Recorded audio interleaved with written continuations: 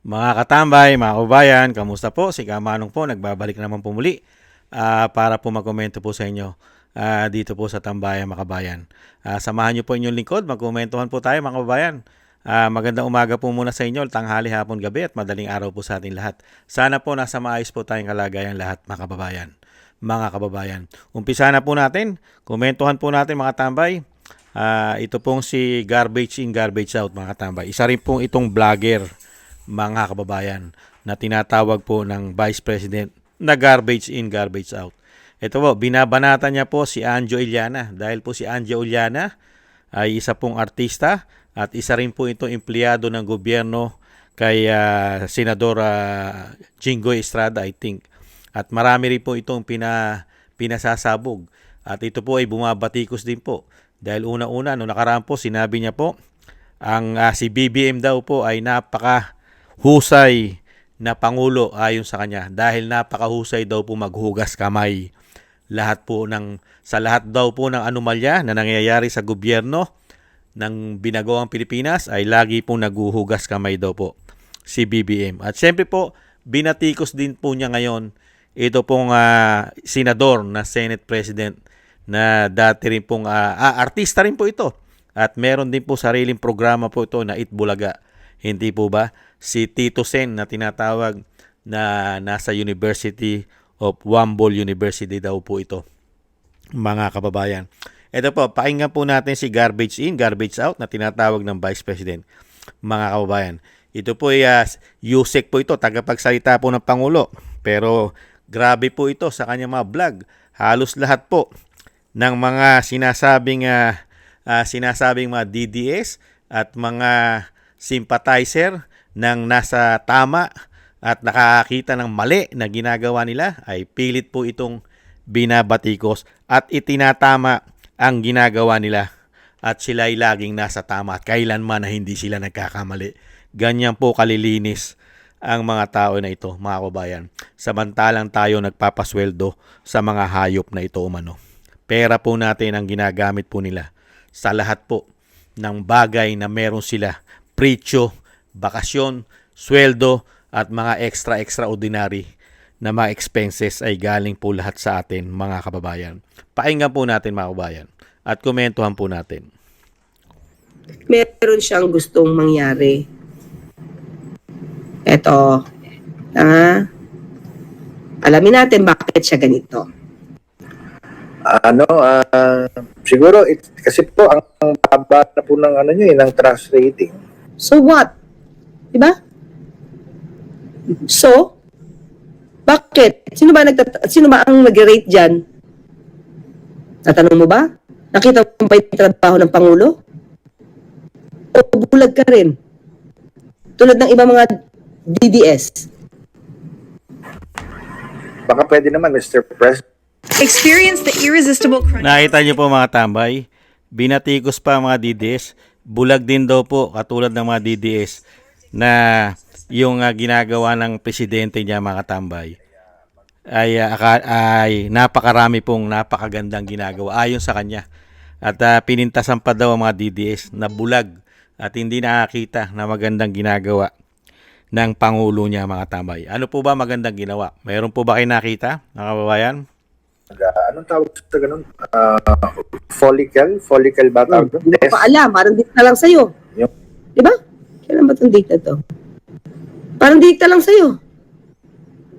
May nagdidikta ba sa'yo? Para masira ang Pangulo? Tignan natin, anong pwedeng behind this?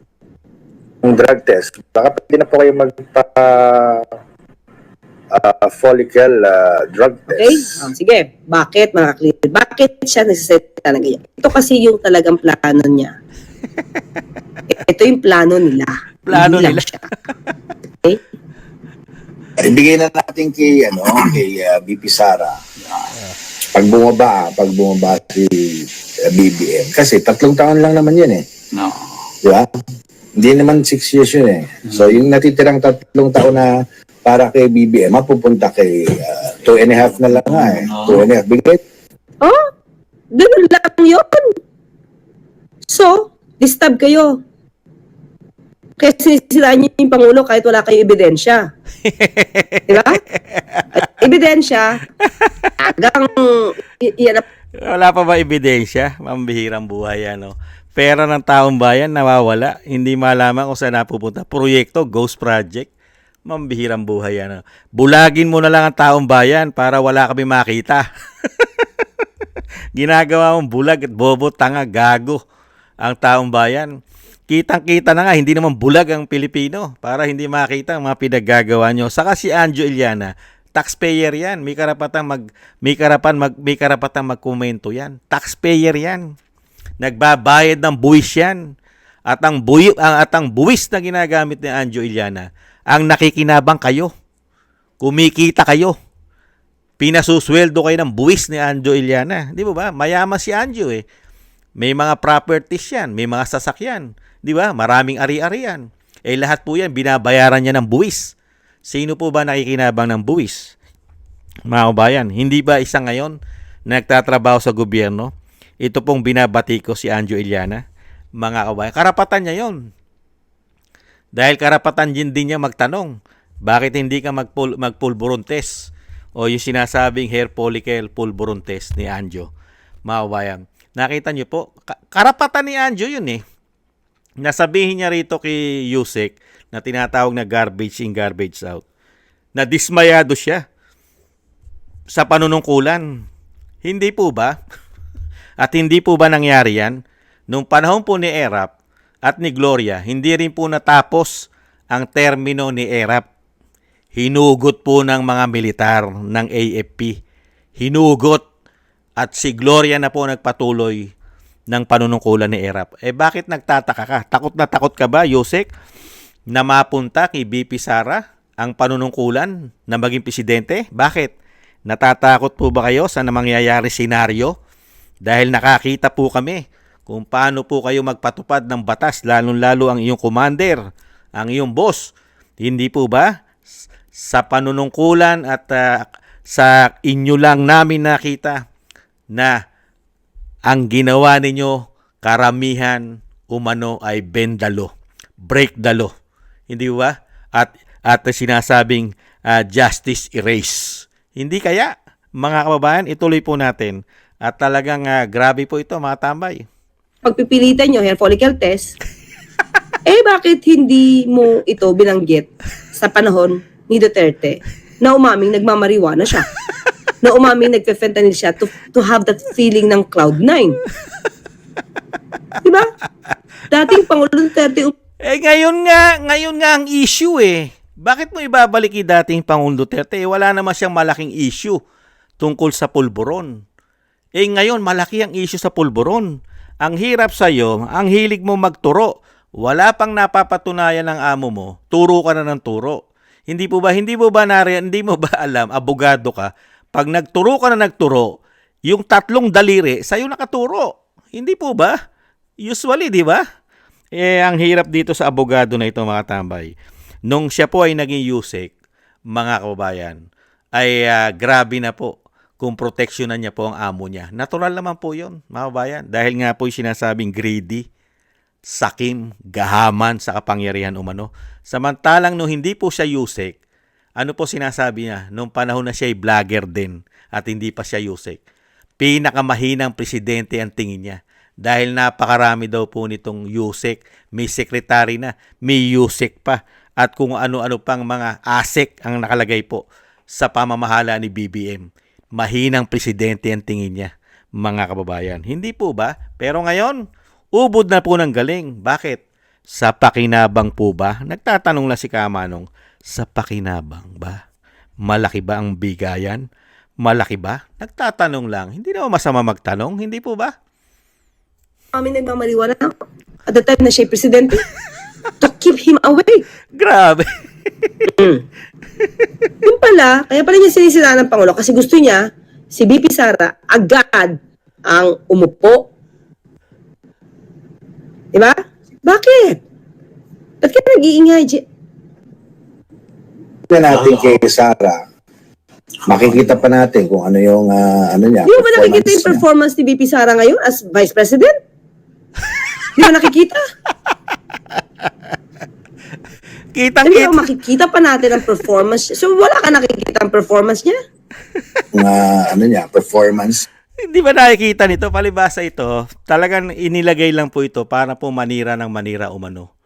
Hindi po ba nakita nito mga performance ng Vice President? Limitado budget, pero napakaraming programa na direkta sa taong bayan. Yung kanya nga lang programa, mahigit 2 milyon na ang naitutulong sa libreng sakay. Hindi po ba? Luzon, Visayas, Mindanao. Wala pa yung naitutulong niya na sa programa niya na magnegosyo kaday. Hindi po ba? At programa niya na nakakatulong sa mga kabataan. Hindi po ba? Sinusuportahan niya ang mga mahihirap nating mga kabataan, ang mga bata sa kasulok-sulukan ng bansa na hindi po naaabot halos ng tulong ng gobyerno ay pinupuntahan po ng Vice President. Hindi niya po ba alam yon? Palibasa po, para po itong kabayo. Alam niyo po yung kabayo, yung may takip, yung may piring. Wala po siya nakikita kundi yung amo niya lang. Hindi po niya nakikita yung iba. Ganun po mga tambay ang nagagawa po ng pakinabang umano at ng malaking pera umano. Dahil po ang PCO ay napakalaki po ng budget niyan. Bilyon. Bilyon po ang budget ng PCO. Samantalang ang programa po ng PCO, may nakikita po ba tayong programa ng bilyon ng budget?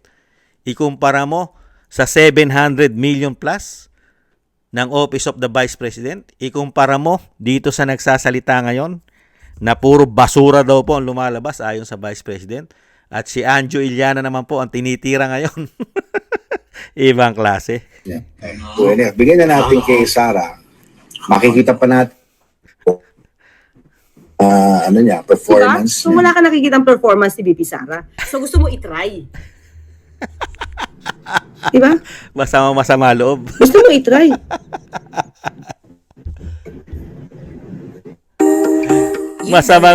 Masamang loob kay BP Sara. Ito po si Garbage Out. Masamang ang loob. Para pagdating ng 2028 elections, based ibigay na Maka-clear, ang gusto niya, ito na titirang panahon ni Pangulo Marcos Jr., umupo na si BP Sara. Para sa susunod na election, i-elect natin si BP Sara. So, ilang years? 9 years? Gloria 2.0? Di ba? Oh, ngayon ang tanong natin, bakit mo gusto na mawala ang Pangulo sa pwesto? Dahil ba lumalala na yung pag-iimbestiga ng mga maanumalyang flood control projects? Aba, pambira. At kailangan mo talagang magsalba? Mga clear. Sino ba sinasalba, mga tambay? Mga bayan, sino po ba ang nagsasalba sa flood control? Si Anjo Iliana ba o siya? Mga bayan, ano tingin niya sa Pangulo? Ano tingin niya sa boss niya? Santo?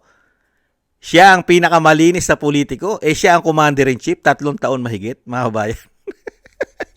Nagpapatawa, natatawa po ako pagka ganito po. Abogado po ito. Hindi naman po siguro ito bobo, tanga, gago. Ito pong si Yusek. Hindi po ito bobo at gago at tanga.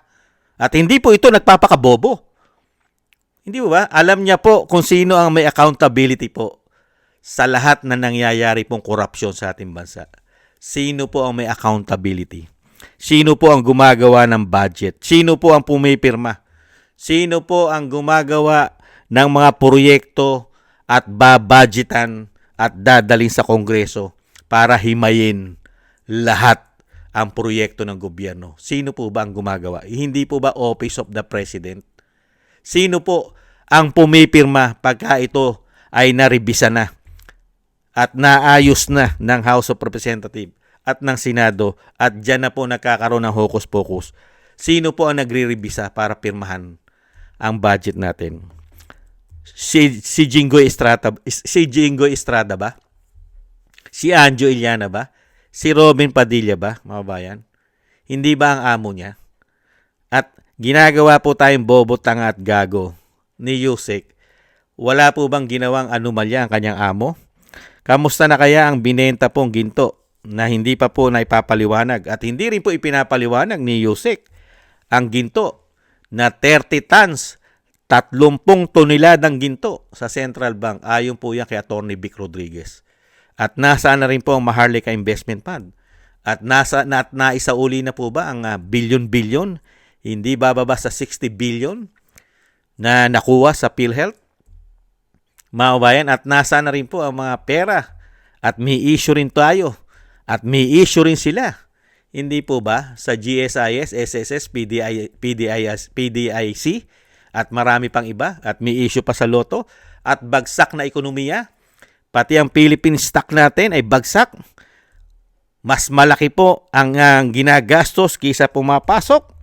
Hindi mo ba dapat palitan yan, Yusek? Hindi ba dapat palitan ang ganyang klaseng Pangulo?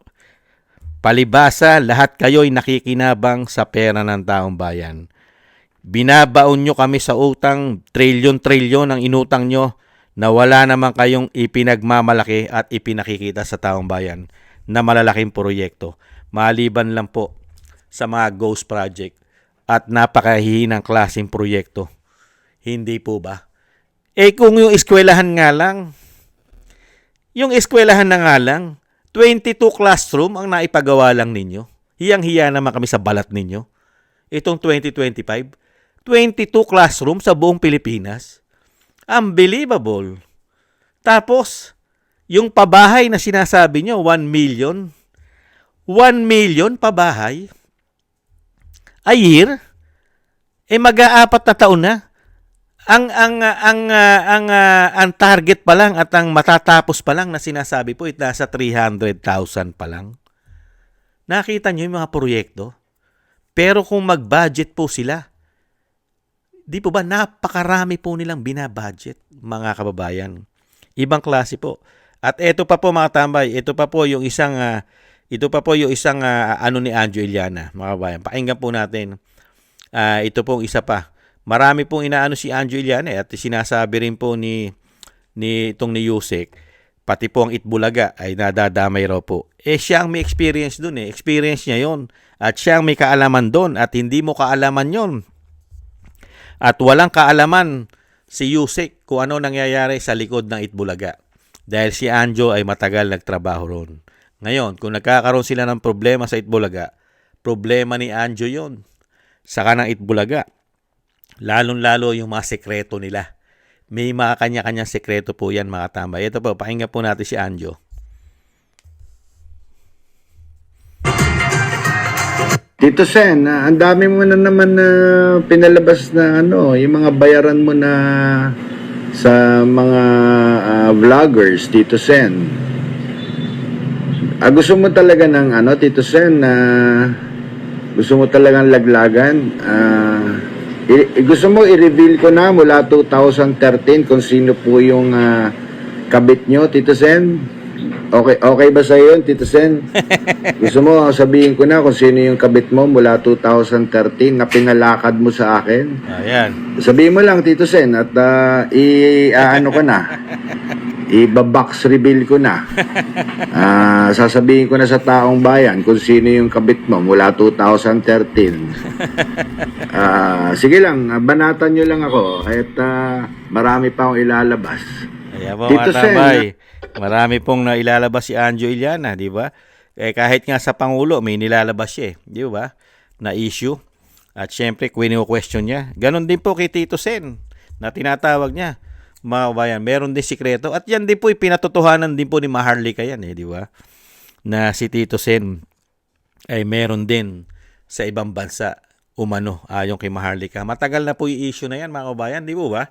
Kaya nga dito po, mga kabayan, yung sinasabi po ni Anjo Iliana, lalo-lalo po dito kay Tito Sen, matagal po magkakasama yan. Yung mga sikreto po nila, sila po may alam yan. Kaya itong si Anjo Iliana, hindi po malayo na may katotohanan po sinasabi niya, lalo-lalo po dito kay Tito Sen. Hindi po ba?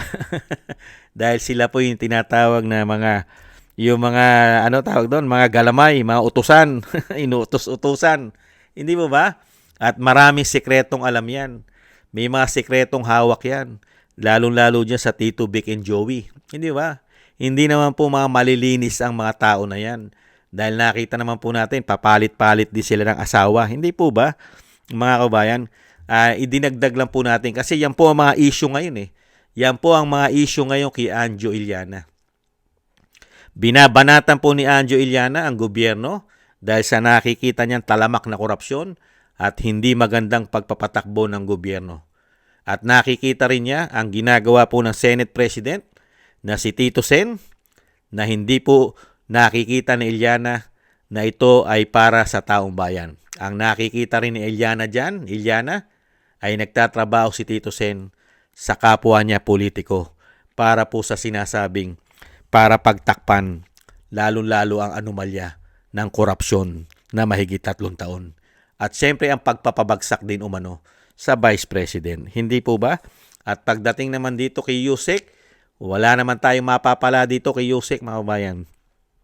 Kaya lang natin ibinlag po natin, itinama lang po natin yung mga pananaw ni Yusek dahil yung pananaw niya kay Anjo Iliana, mga kabayan. Dahil daw po si Anjo Iliana ay sinesave daw po ang kanyang amo. At syempre gusto raw pong paupuin na ni Anjo Iliana ang Vice President, mga kababayan. Kahit naman, kahit naman hindi si Kamanong ang tanungin nyo, mga kababayan. Gustong-gusto na ng Pilipino na palitan ang Pangulo para po tumino at umayos at mapanagot lahat ang mga magnanakaw. Walang pagtatakpan ng Vice President. Hindi katulad ngayon. Ang investigasyon ay meron po lang pinupuruhan at yung sinasabing kailangan meron silang ma-save at hindi mabanggit ang pangalan. Hindi masama sa maanumalyang korupsyon. Katulad po ng amo niya, mga kabayan. Ang tingin niya sa amo niya at pinararating sa ating mga Pilipino na ang amo niya, ang boss niya, ay matinong presidente. Malinis, walang anomalya, walang korupsyon. Pati ang pinsan na si Tambaluslos ay malinis, mga kababayan. At sasabihan pa ang taong bayan na maglabas daw tayo ng ebidensya, mga kababayan. Hindi ba ebidensya na nilulubog tayo sa baha at ang kanilang mga proyekto ay hindi natin makita at nalalaman natin ang binabudget nila ay bilyon-bilyon, daan-daang bilyon? Hindi pa ba matibay na ebidensya yan? Hindi po ba? Kung ilalabas lang nila ang mga libro nila, kulong lahat yan, mga kabayan. Kung ilalabas lang nila ang libro nila sa taong bayan. Kaya lang nakasara. Hindi ba? Kailangan nilang panatiling nakasara ang kanilang sekreto. Sinisekreto nila ang kanilang pagnanakaw sa taong bayan umano. Pero darating naman ang panahon, katulad nung sinasabi ni Anjo Iliana, pag hindi nila napabagsak si BP Sara, hindi sila nagtagumpay, lahat sila, mga kababayan, sa kulungan ang punta ng mga tao na yan. Lalong-lalo kung hindi sila tatakas at lilipad paalis ng Pilipinas. Kulungan po ang punta po ng mga taong iyan dahil napakarami pong investigasyon na meron pong katotohanan lahat ang sinasabi ng Vice President na talamak ang korupsyon. Alam mismo yan nila. Pinasisinungalingan lang po dahil sila po ang nakapwesto ngayon. Hindi po ba, mga kabayan? Kaya dito po, mga kabayan, yung pinasabog po ni Anjo kay Tito Sen at dito po sa amo